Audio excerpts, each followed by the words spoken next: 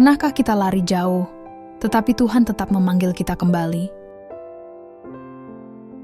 Alkitab Suara Tuhan, Kejadian 35. Yakub pernah bernazar kepada Tuhan di Betel. Namun selepas itu, hidupnya sibuk, penuh konflik dan ketakutan. Dan dalam Kejadian 35, Tuhan berkata kepadanya, "Bangunlah, pergilah ke Betel." Bukan sekadar pindah tempat, tetapi kembali kepada perjanjian. Hari ini, mungkin Tuhan juga sedang berkata kepada kita, sudah tiba masanya untuk kembali.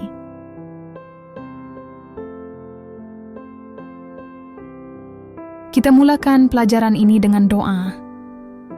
Bapa di surga, kami datang dengan hati yang rindu akan firman-Mu. Buka hati dan pikiran kami ketika membaca Kejadian 35 hari ini. Ajarlah kami untuk kembali kepadamu dengan sungguh-sungguh. Berfirmanlah kepada kami, ya Tuhan. Dalam nama Yesus kami berdoa. Amin. Di Betel, Yakub mendirikan mezbah, dan Tuhan menampakkan diri kepadanya sekali lagi.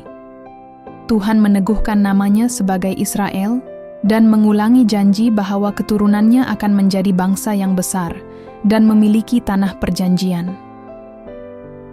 Dalam perjalanan, Rahel melahirkan Benyamin, tetapi meninggal dunia. Yakub sangat berduka.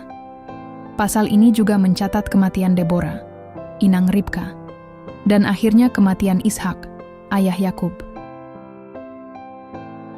Deborah, inang Ribka, meninggal. Rahel melahirkan Benyamin dan meninggal dunia.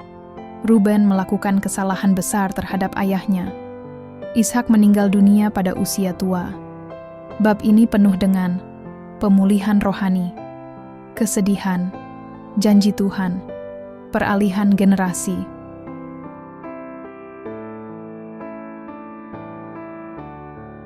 Message bab ini adalah, pertama, Tuhan memberi peluang kedua.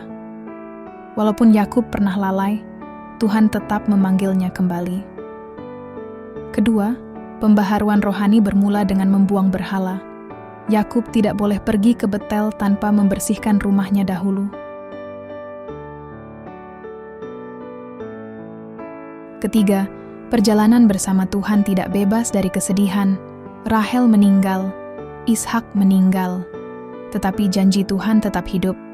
Keempat, identiti kita diteguhkan oleh Tuhan. Nama Yakub diteguhkan sebagai Israel, bukan lagi penipu, tetapi bangsa pilihan Tuhan.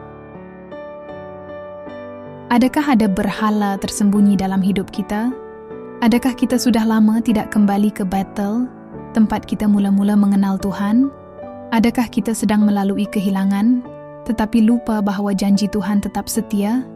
Kadang-kadang Tuhan tidak memanggil kita untuk bergerak ke depan, tetapi untuk kembali ke tempat kita pernah berjanji setia padanya. Setiap orang ada Betel mereka. Tempat pertama kali menangis di hadapan Tuhan. Tempat pertama kali berjanji setia. Mungkin hari ini, Tuhan tidak memarahi. Dia hanya berkata lembut, "Bangunlah, kembalilah." Jika message ini menyentuh hati Anda, silakan like dan kongsikan supaya lebih ramai kembali kepada Tuhan. Dan jangan lupa subscribe channel ini untuk terus mengikuti bacaan seterusnya dalam siri Alkitab Suara Tuhan, Learning Never Ends. Belajar firman Tuhan sepanjang hidup.